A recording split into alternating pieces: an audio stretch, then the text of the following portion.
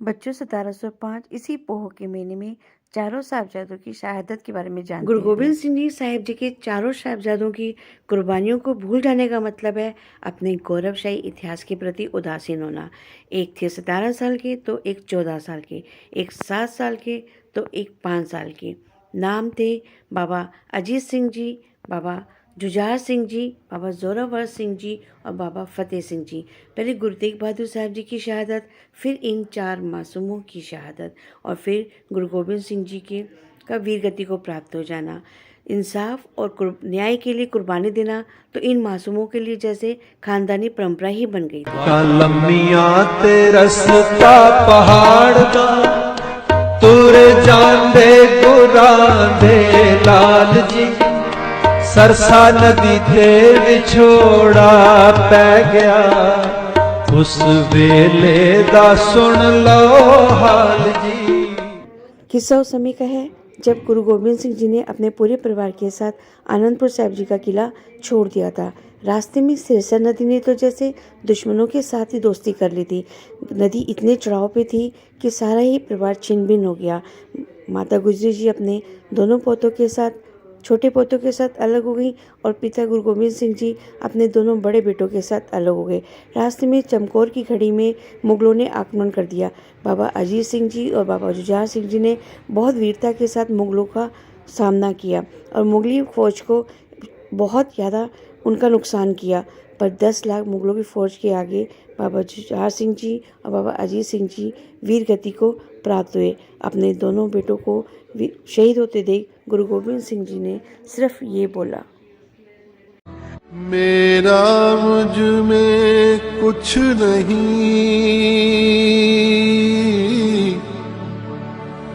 जो कुछ है सो तेरा।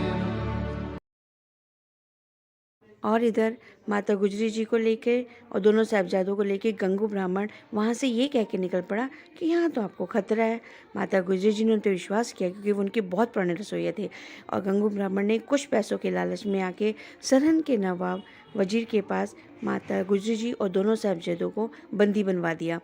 दिसंबर की इस ठंडी ठंड में बुर्ज में माता गुजरी जी और दोनों साहबजादों को रखा गया और साथ में ही ये फरमान जारी करवाया गया कि दोनों साहबजादे कल वजीर खान के दरबार में हाजिर होंगे।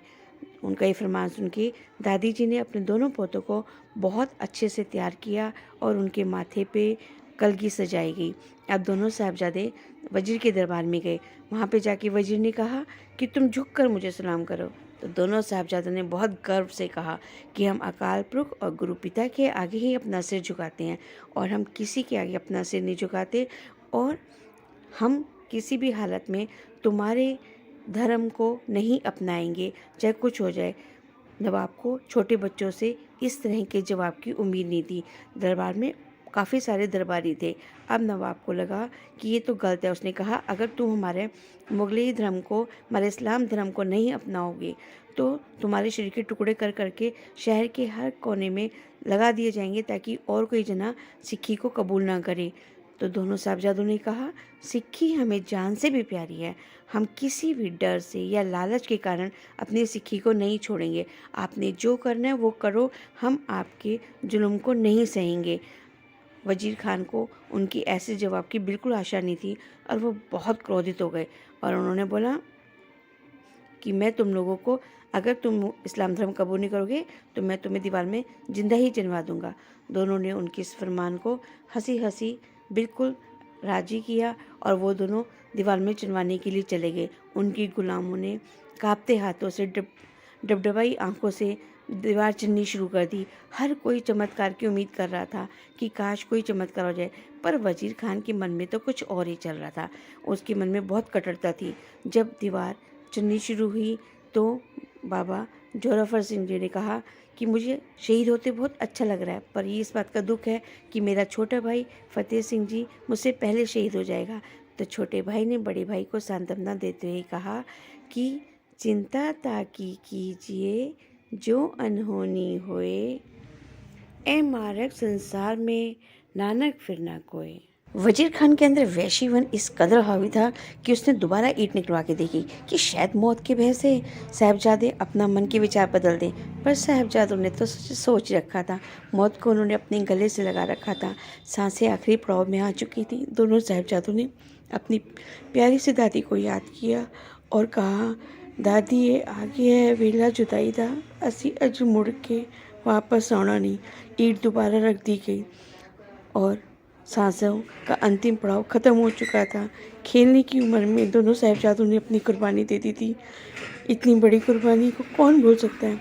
जब दादी माँ के पास अपने पोतों की कुर्बानी का पता चला तो दादी माँ के पास तो जैसे जीने की इच्छा ही ख़त्म हो चुकी थी।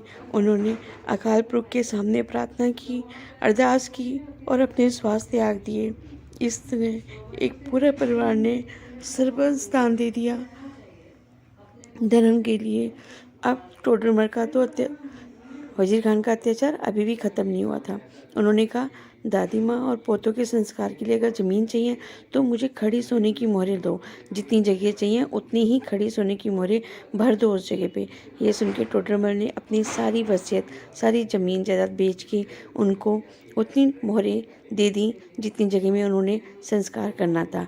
उनके प्रति, गुरु गोबिंद सिंह जी के प्रति इतना प्यार देख के वजीर खान को बहुत गुस्सा आया। उसने मोहरें भी ले ली और साथ में टोडरमल के सारे परिवार को जिंदा ही कोल्लू में पिसवा दिया। अब अंत हो चुका था, हर बात की इंतहा हो चुकी थी। जब ये वाली बात गुरु गोबिंद सिंह जी को पता चली, अपने बच्चों की शहादत की, अपनी माँ की शहादत की, तो बंदा सिंह बहादुर जी ने सरहद पे चढ़ाई कर दी और वजीर खान को हाथी के पाँव से बांधकर तब तक आगे घसीटते चले गए जब तक उसका अंत नहीं आ गया। इतने गंदे लोगों का अंत ऐसे ही भयानक होना चाहिए था। पर 4 साहिबजादों का शहीदी को कौन भूल सकता है।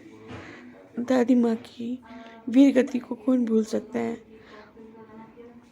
गुरु गोबिंद सिंह जी ने अपने 4 साहिबजादों की शहीद होने के बाद भी सिर्फ ये कहा, इन पुत्रन शीश पर वार दिए सूत चार मुए तो क्या हुआ, जीवत कई हजार। सूत चार मुए तो क्या हुआ, जीवत कई हजार। ऐसे वीर सपुत्रों को कोट कोट प्रणाम।